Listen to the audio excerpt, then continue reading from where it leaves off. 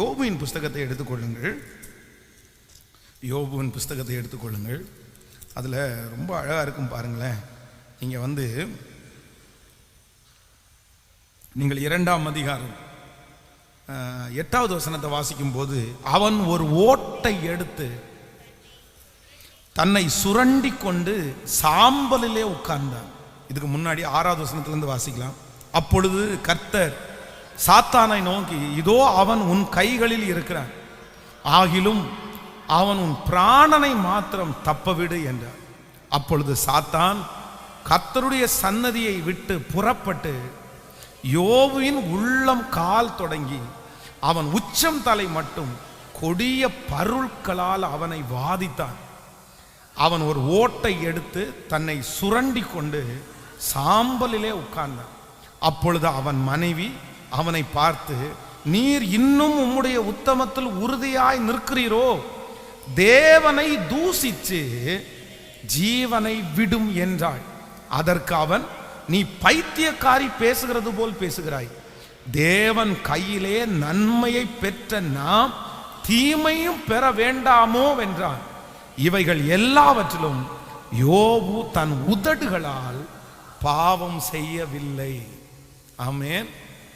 இப்போ உங்களை பார்த்து கேட்குறேன், இந்த யோபுனுடைய மனைவி நீ செத்ரியா அப்படின்னு சொல்றதற்கு அவங்க யோபு மேல இருக்கிற வெறுப்பு காரணமா, பாசம் காரணமா? சொல்லுங்க. உண்மையிலே வெறுப்பு இல்லைங்க, பாசம் தாங்க காரணம்.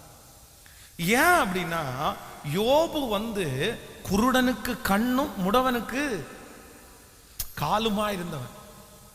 பொதுவாக உங்க கணவனார் உங்களுக்கு ரொம்ப உண்மையாய் ரொம்ப நல்லவரா இருக்கும்போது யாராவது ஒருத்தர் அவரை குறித்து பேசினா உங்களுக்கு என்ன பண்ண முடியாது? ஒத்துக்க முடியாது. இப்போ இந்த கணவனார் ரொம்ப நல்லவன், நீதிமான், ஆண்டவரே சாட்சி கொடுக்கிறார், உத்தமன், சன்மார்க்க, தேவனுக்கு பயந்து பொல்லாப்புக்கு விலகிறவன், இவனை போல ஒருத்தனும் இல்லடான்ற அளவுக்கு ஆண்டவர் அவனை சாட்சி கொடுக்கிறார். Perfect man.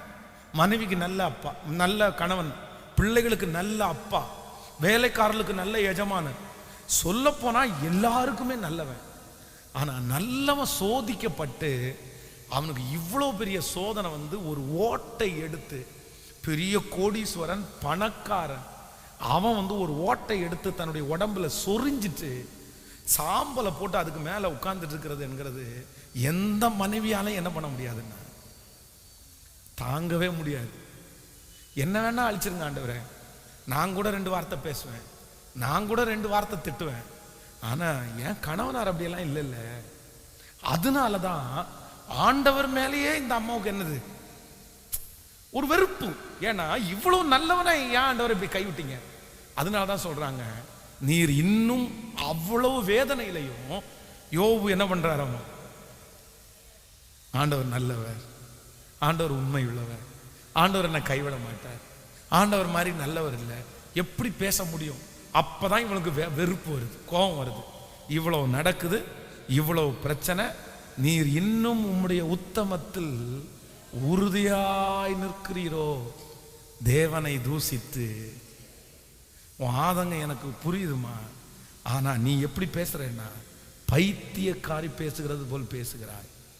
தேவன் கையிலே நன்மையை பெற்ற நாம் தீமையும் பெற வேண்டாமோ?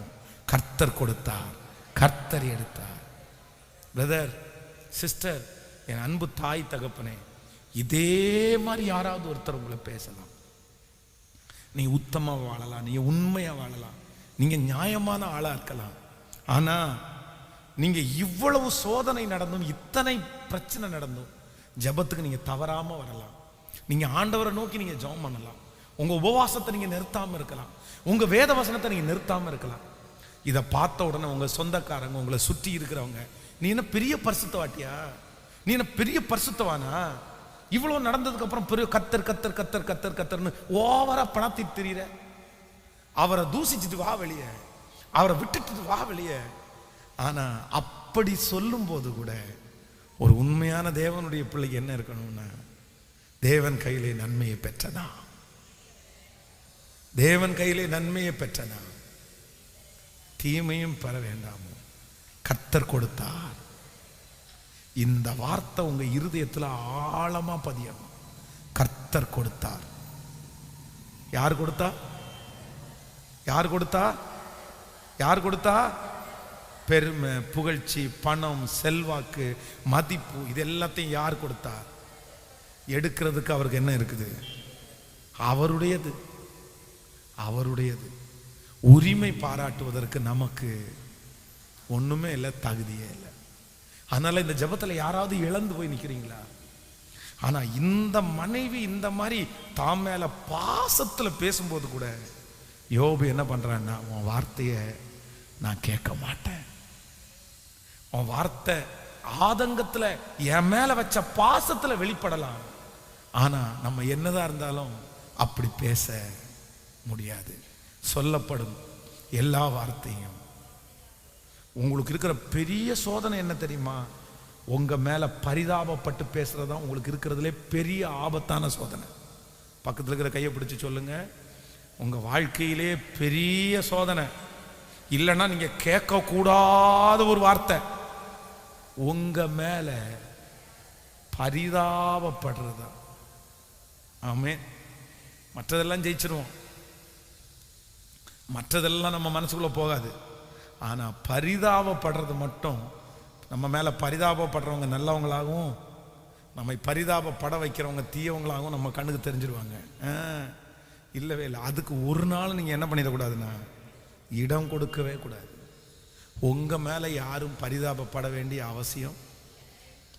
ஆபிரகாம் அவ்வளோ செல்வசியமான, ஆனா அவன் எப்படிதான் இருந்தான் அப்படின்னா, பரதேசியா தான் இருந்தான்.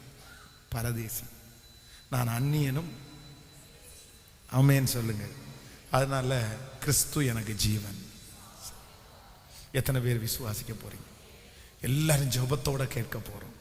என்ன ஒரே ஒரு ஜெப குறிப்பை, ஆண்டவரே எனக்கு ஒரு ஞானம் வேண்டும், சொல்லப்படும் எல்லா வார்த்தையும் உண்மையிலே இந்த வார்த்தை எனக்கு பிரயோஜனம்னு சொல்றேன். கை தூங்க பார்க்கலாம்.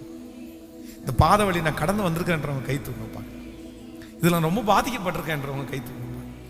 உண்மைதானே? உண்மைதானே? 4 நாள் செய்யறதை பற்றி சந்தோஷப்படுவாங்க. 5ஆவது நாள் உங்க ஒரு சூழ்நிலைனால நீங்க செய்யலைன்னா அதையே தப்பா சொல்லுவாங்க. ஹல்லேலூயா. அதான் உலகம். ஆனா வேதம் சொல்லுது, அவருடைய நாமத்திற்காய் காண்பித்த அன்புள்ள பிரயாசத்தை மறந்து விடுவதற்கு அவர் அநீதி உள்ள தேவன். மனுஷன் எழுதி வைக்க மாட்டான், கர்த்தர் எழுதி வைப்பார். மனிதன் கணக்கு வைக்க மாட்டான், கர்த்தர் கணக்கு வைப்பார். அதான் கர்த்தர். அதான் கர்த்தர். மனுஷனுக்கும் ஆண்டவருக்கும் நிறைய வித்தியாசம் இருக்குது.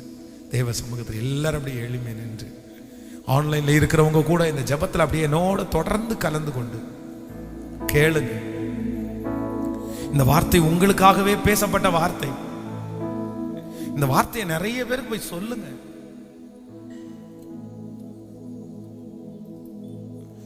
ஹல்லேலூயா.